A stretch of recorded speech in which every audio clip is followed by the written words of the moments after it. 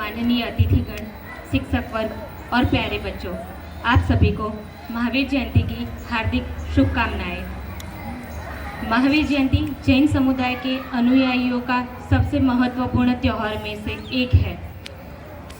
भगवान महावीर की यह महावीर जयंती का त्यौहार पूरे भारतवर्ष में ही नहीं बल्कि हम पूरे विश्व में उन्हें बड़े ही हर्षोल्लास के साथ मनाते हैं। भगवान महावीर 24वें तीर्थंकर, जैन समुदाय के 24वें व अंतिम तीर्थंकर थे। भगवान महावीर का जन्म बिहार के कुंडलपुर गांव में हुआ था। वहां के राजा सिद्धार्थ और रानी त्रिशला के वो पुत्र थे। महज 30 साल की आयु में ही उन्होंने आत्मकल्याण की ओर कदम बढ़ाया, यानी उन्होंने दीक्षा अंगीकार की।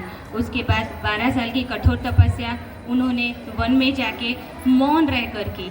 इस तपस्या के बाद उन्हें केवल ज्ञान की प्राप्ति हुई। केवल ज्ञान की प्राप्ति के बाद भगवान ने संसार को उपदेश देना शुरू किया। भगवान महावीर सिर्फ एक ही ऐसे व्यक्ति है जो हमें बताते हैं कि आप मेरी पूजा मत करो, मैं कोई चमत्कार करूँगा ऐसी आप उम्मीद मत रखो, क्योंकि मैं ऐसा कुछ नहीं करूँगा, क्योंकि आपकी जो भी परेशानी है वो आपने ही पैदा की हुई है, तो आपको ही उसे सुलझाना है। मैं तो सिर्फ मार्ग बता सकता हूँ। मैं जिस मार्ग पर चला हूँ उसी मार्ग पर आपको भी चलना है, वो पुरुषार्थ करना है। तो मैं मार्गदाता हूँ, मोक्षदाता नहीं।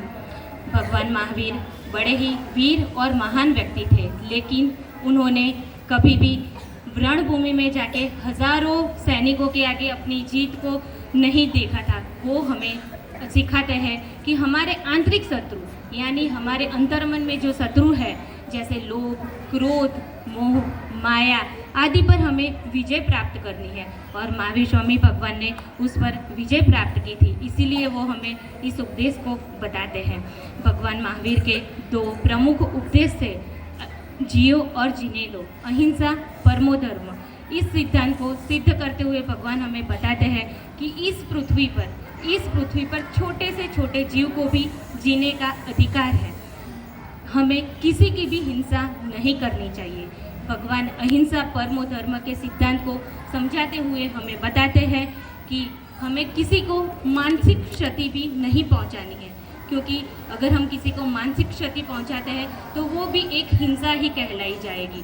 भगवान महावीर कर्म के सिद्धांत को समझाते हुए हमें बताते हैं कि आपके साथ जो हो रहा है या हो चुका है, वो सब कुछ सिर्फ और सिर्फ आपके कर्म पर ही आती है। तो हमें हमेशा हमारे कर्म को अच्छे करते चलना चाहिए, तो ज़िंदगी में हम आत्मकल्याण को ज़रूर प्राप्त करेंगे। भगवान हमें हमेशा सत्य वचन पर चलना सिखाते हैं। भगवान हमें हमारे आंतरिक शत्रु यानी लोभ, क्रोध, मोह, माया इत्यादि से दूर रहना सिखाते हैं। भगवान महावीर के इन्हीं सारे सिद्धांतों पर अगर हम चले तो हमारा आत्मकल्याण होने से कोई नहीं रोक सकता। और इसी तरीके से अगर हमारा समाज, पूरी मानव जात अगर इस सिद्धांतों पर चलते हैं तो पूरी मानव जात का कल्याण होने से कोई नहीं रोक सकता। आत्मकल्याण होना निश्चित है।